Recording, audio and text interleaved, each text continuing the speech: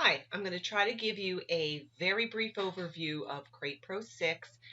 The short overview isn't going to cover by far a lot of the features and benefits, though I know that's not what you would want Crate Pro for, all the different bench features because you have an ERP system and some things Crate Pro does, your ERP does others.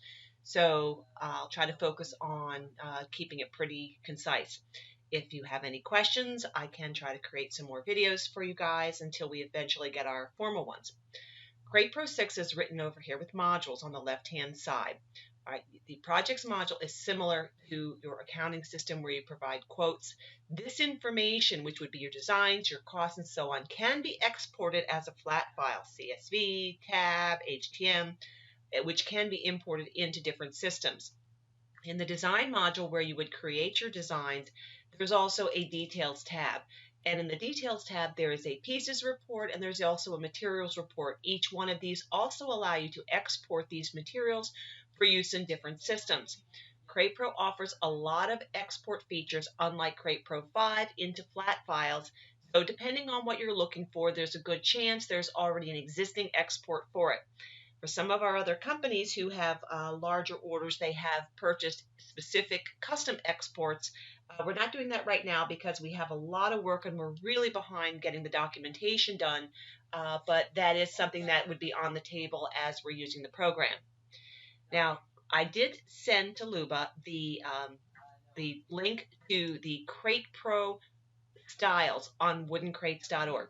There is an image gallery and it contains the crate construction style templates that are used in Crate Pro.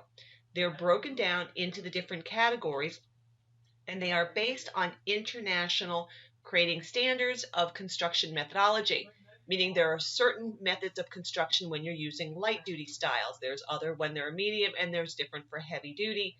Crate Pro breaks them down to make it easier for you to find the crate style that you are building. The goal in the program is when you are creating designs and you go for a new one, is to set up your preferred styles, meaning the most common construction methodology of crate that you will build. These style templates are not the physical materials that you would use, but how those materials or components are constructed together.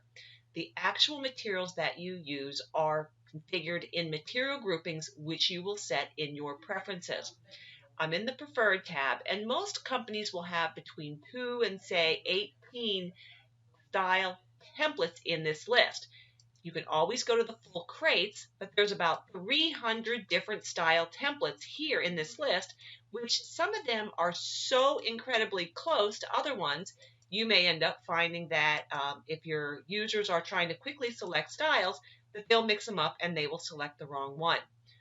You can rename all of these descriptions. None of them have to go with plywood vertical. Those are simply to get you started to help you understand, more quickly the differences between them. But some of them are so minute that it could simply be the direction of the primary cleating, whether it's vertical or horizontal. If you're doing spec crates or based on standards, we also have the cross-reference tab. This is not available on the image gallery because we will add, if we find a cross-reference, we will add it to the list. There are more standards that aren't as commonly used that we will cross-reference, but the style is in Crate Pro, even though it may not even be cross-referenced for most of the standards that are out there. Okay. If there is ever a standard that you are using that is not in Crate Pro, you can let us know, because if there are published standards that we do not have in the program, we will add them. Okay, so this gives you a chance to see what they look like, a little bit more information that we can provide based on whatever you're using. And you're not necessarily using these other standards, but this is a very quick way to determine what style that you're going to use. We do palettes as well. Again, you have the full crates, and you can actually create templates. If you have specific designs that may use some unique configuration or materials or something, then you can create it and you can save it as a template. When you select a crate, to build, the only thing that is required are the inside dimensions or the content dimensions. It will default to inside dimensions. All right, everything else can be preset as a baseline by your company. Okay, so this is all I could need. I could click on continue and Crate Pro will use all the default information that I've already put in there. The customer field is not required. But if you are going to create designs specific to a customer, you can select that customer from your list, and that list can be imported, and any information that you set up specific to that customer will be applied, such as pricing or materials or so on. Description. Description can also be left blank, and CreatePro will just fill in a default number that you can set, similar to writing checks. When you get a check, they start with 123, then 1234, or 125, whatever. The numbers will increase sequentially, okay? But a lot of companies will take a design, they will create a stock design, give it a stock name, and that way, instead of starting with a brand new design, the user can go in and just duplicate a design, maybe change the dimensions, and it will build to your standard. Right? The information down here is, again, set by you as a baseline in your preferences. If you want to make changes, you can do that here, such as changing the base type. If I don't want plywood, I can go for lumber. You will note a change in the image. This is not a drawing program, okay? This is basically, these images are on woodencrates.org in the image gallery. To make it easier for users to identify the crate construction method, you will see changes such as lumber or rub strips versus plywood or no rub strips. Even though the material here, for example, let's say it looks like a 2x4, your material group, when it's creating the cut list, is actually going to show the correct selected material based on your preferences. So the image isn't going to change. So if this is a 4x4 that you're using as rubbing strips, it's not going to look like a squared piece of material.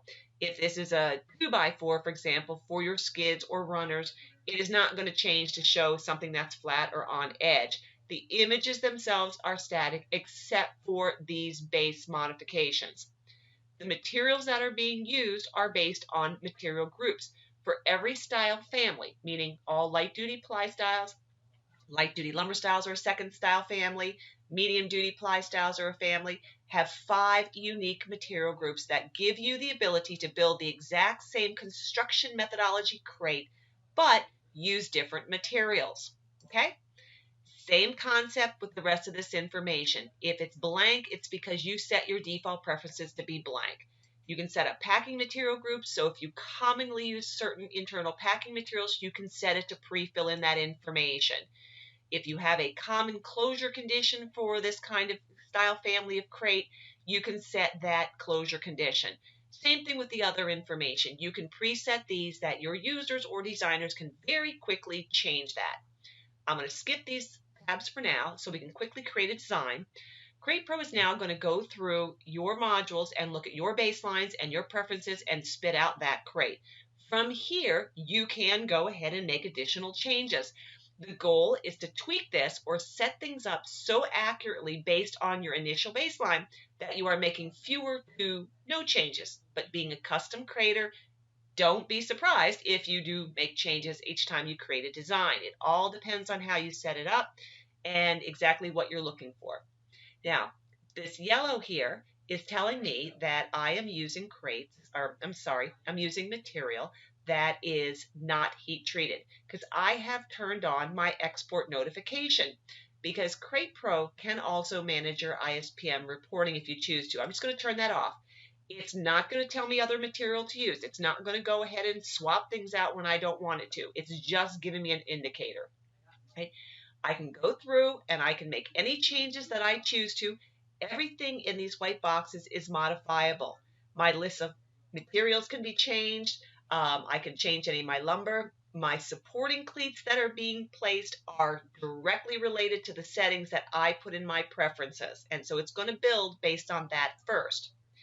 Now, if you'll notice, these little lights came on because I changed a default material. That change has now modified what the other size components need to be in relation to that material, okay?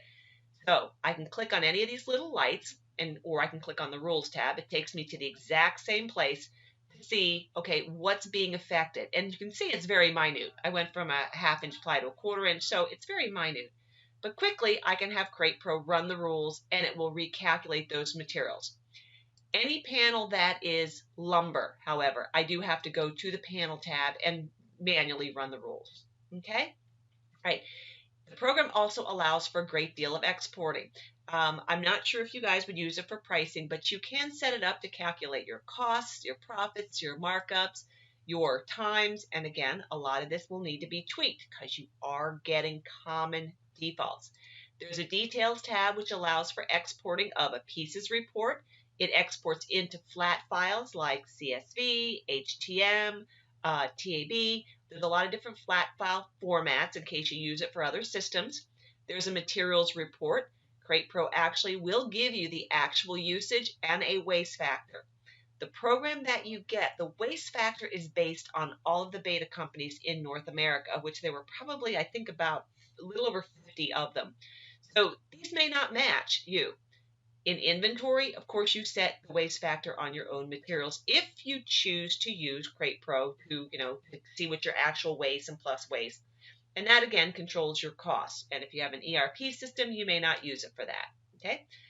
When you've made any changes that you choose to, you can very quickly from the design module actually look at your cut lists. And I'm going to make this a little bigger. Oops. Okay. All right, so you can see it. And the cut lists themselves were also designed by all of the crating companies, and we have several international ones. Plywood is always first, then it goes to lumber.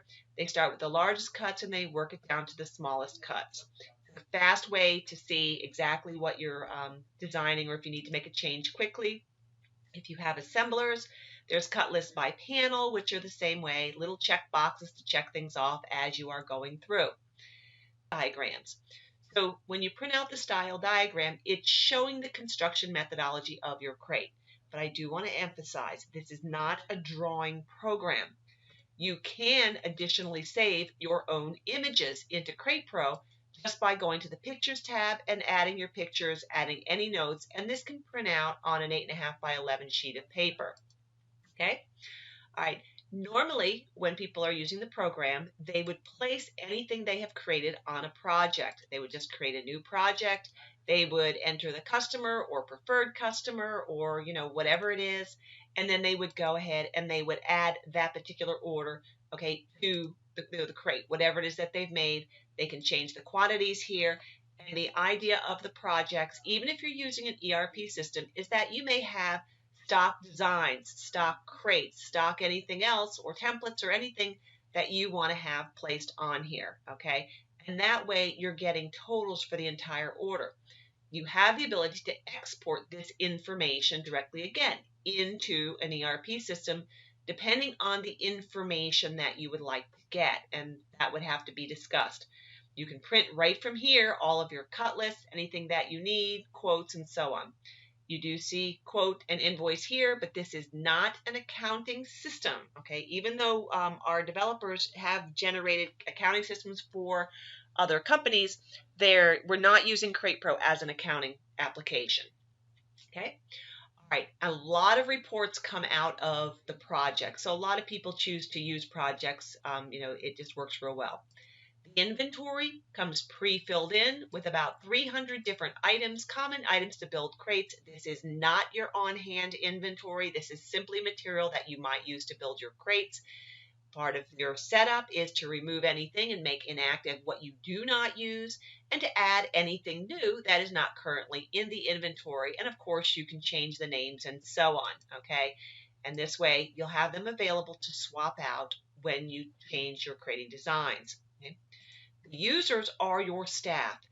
Our licensing right now is not based on a per user. So ultimately, you can really have as many users as you want. Our licensing is based on per computer and concurrent connections. I'm going to go ahead and put that in the email to make it a little bit clearer because it'll take a little bit too long here. But when you give your users permissions into the database, you can set up privileges. So all the way down to the Sawyer and assemblers, you could set it where they don't see prices and profits or where they can't delete things in the program. But they can access what they need as part of the program.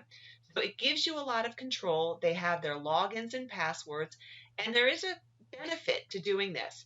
When you create a design and you're making changes to that design, every time I lock and unlock, the revision number changes. But then if something gets changed accidentally, I can see what person, what user logged in, what terminal they were on, and the date and time that they created it.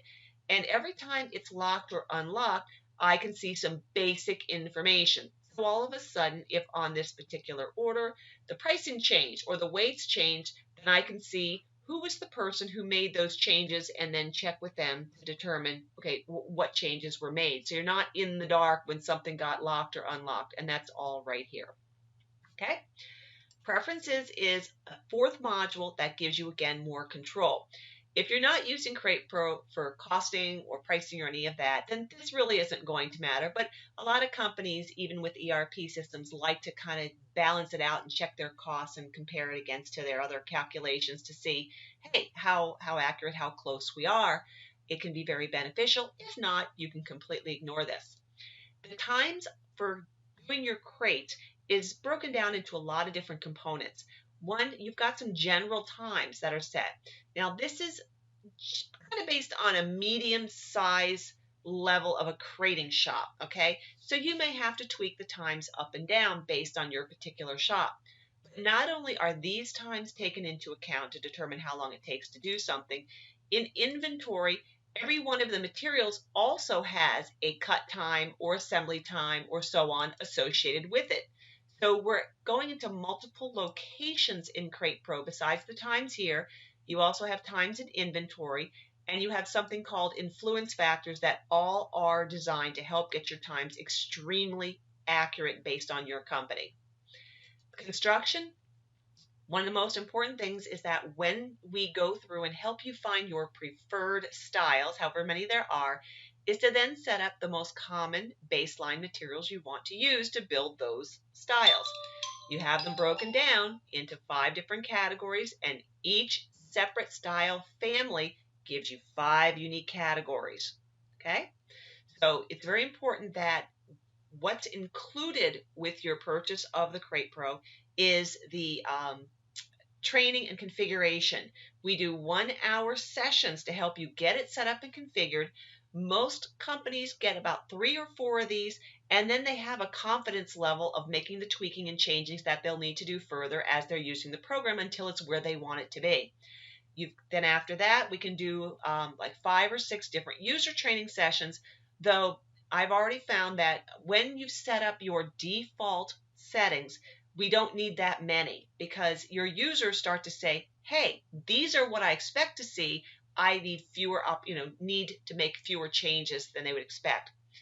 There are multiple other features in Crate Pro where you can use this as a process management as well, but I don't want to go into that because we can talk a lot more on this, but I will go ahead and include some more information about the licensing, how it works, in the email to Luba.